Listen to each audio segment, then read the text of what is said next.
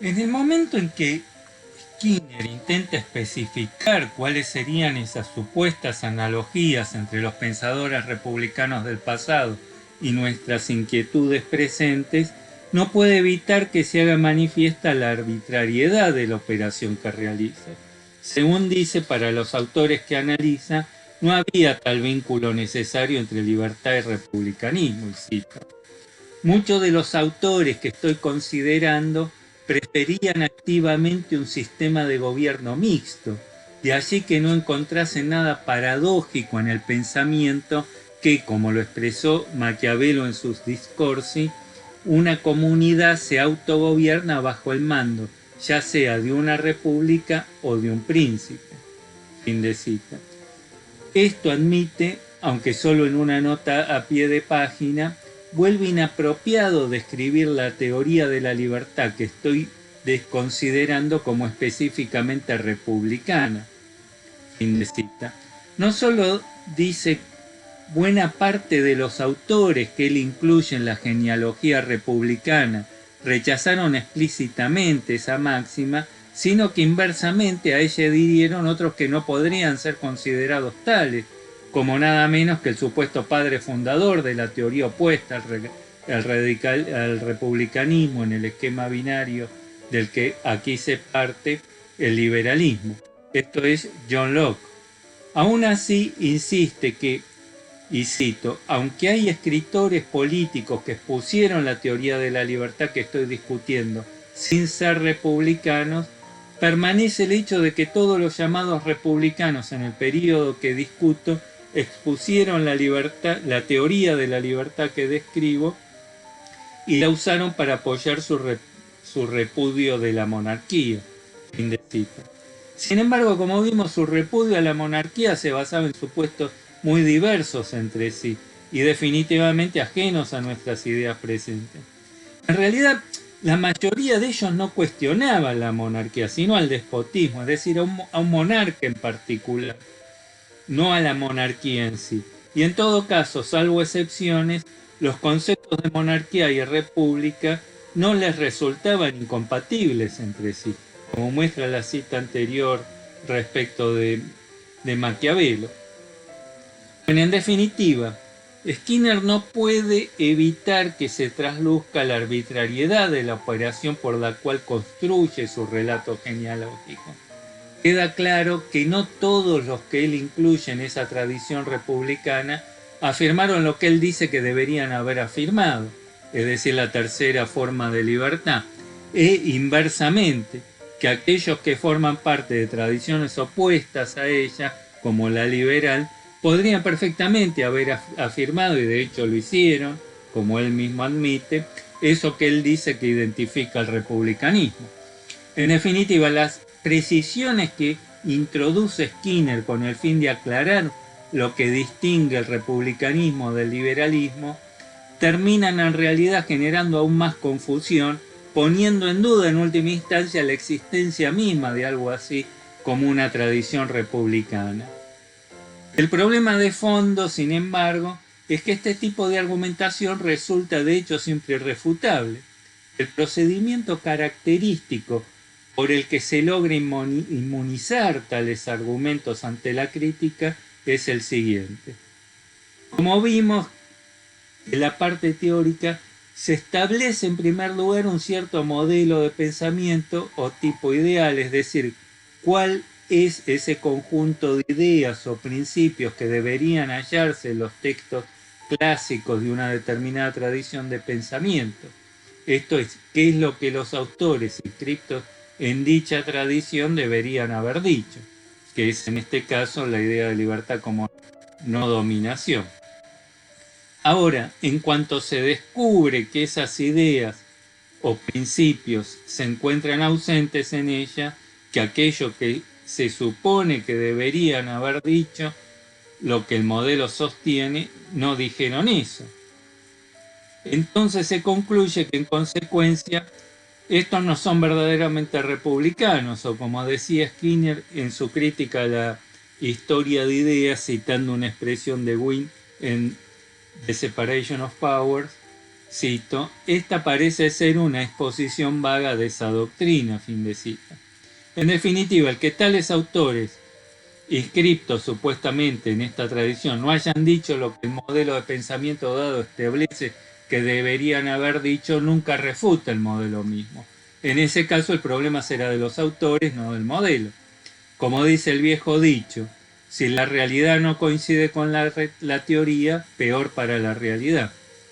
El argumento resulta en efecto tautológico, lo que lo vuelve inmune ante cualquier evidencia histórica contraria y habilita la selectividad retrospectiva basada en la pura disposición subjetiva de quien construye esa clase de genealogía.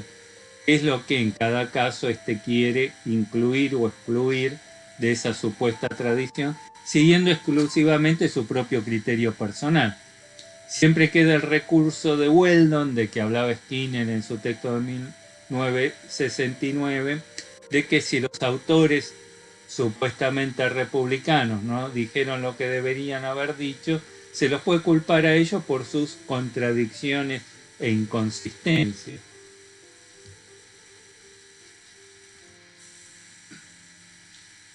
Esto que vimos es precisamente lo que Skinner denunció en su escrito de 1969 como la mitología de las doctrinas, la construcción de una determinada doctrina de pensamiento cuya genealogía se busca rastrear, siendo que las ideas de los autores solo van a ser relevantes en la medida en que hayan contribuido al desarrollo de la misma.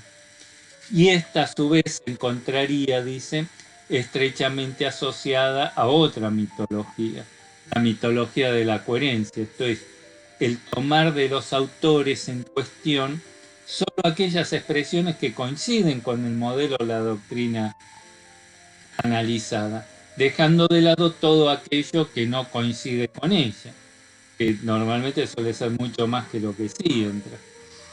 No es otra cosa lo que hace también Skinner. Este menciona muchos aspectos que los impulsores de esto que llama la teoría neorromana de los derechos sostenían y que son totalmente extraños o incluso decididamente repudiables para nosotros.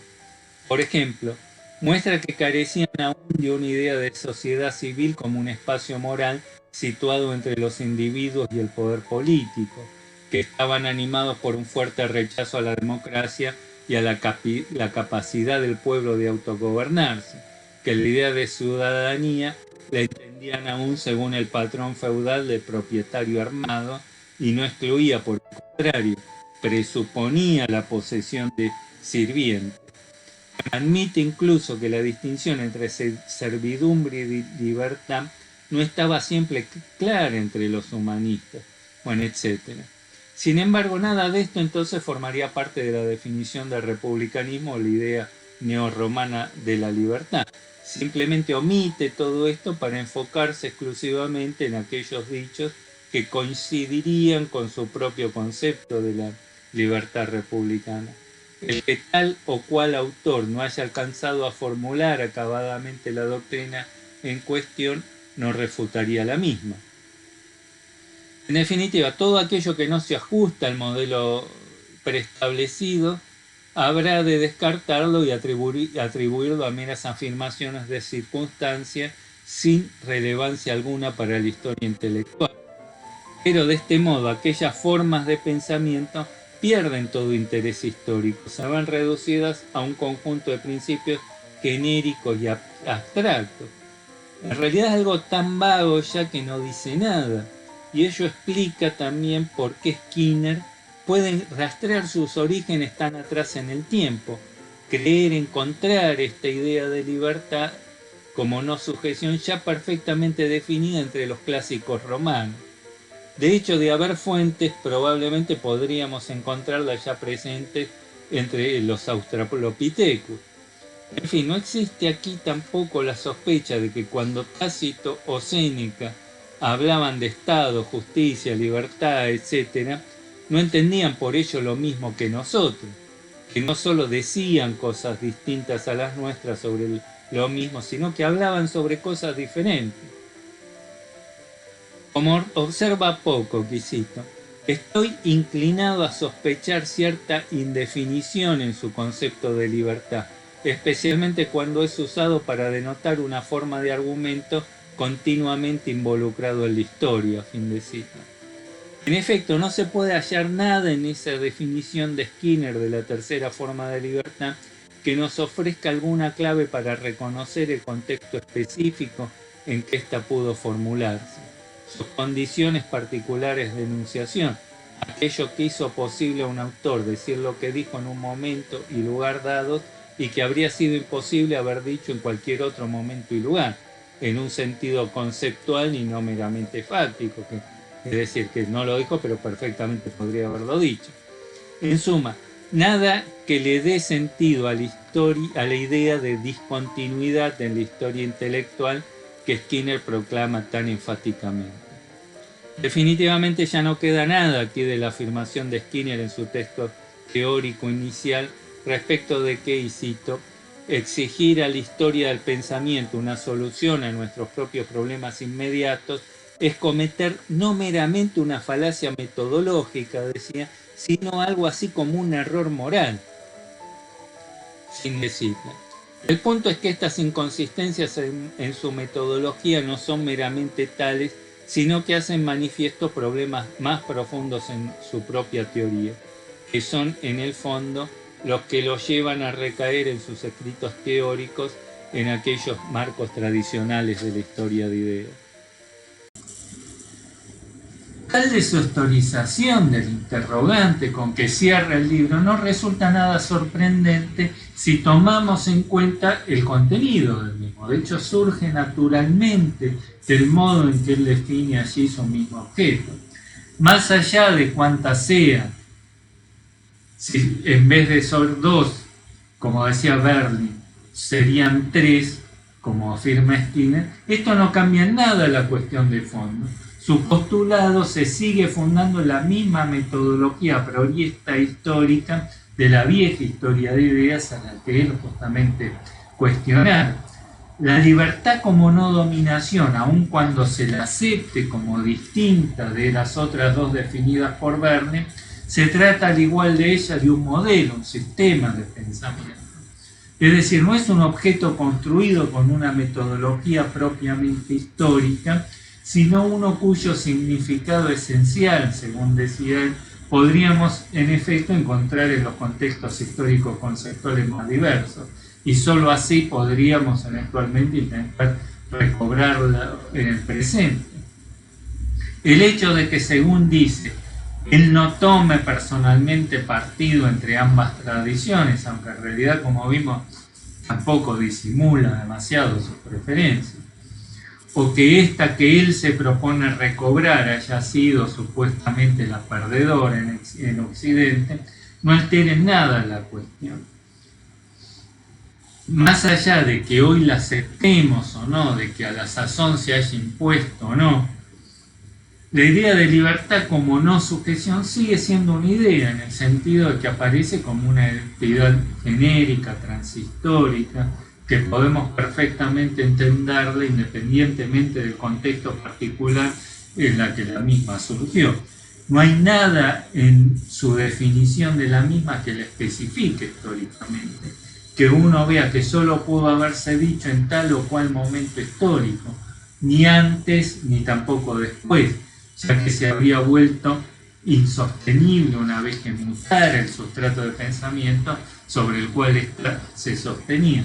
En fin, nada que resulte incomprensible desprendido del conjunto de supuestos epocales sobre los que dicha idea se fundaba en su contexto de origen y cuya comprensión nos obliga a reconstruir ese lenguaje del base en función del cual esa idea cobró en cada caso su sentido concreto.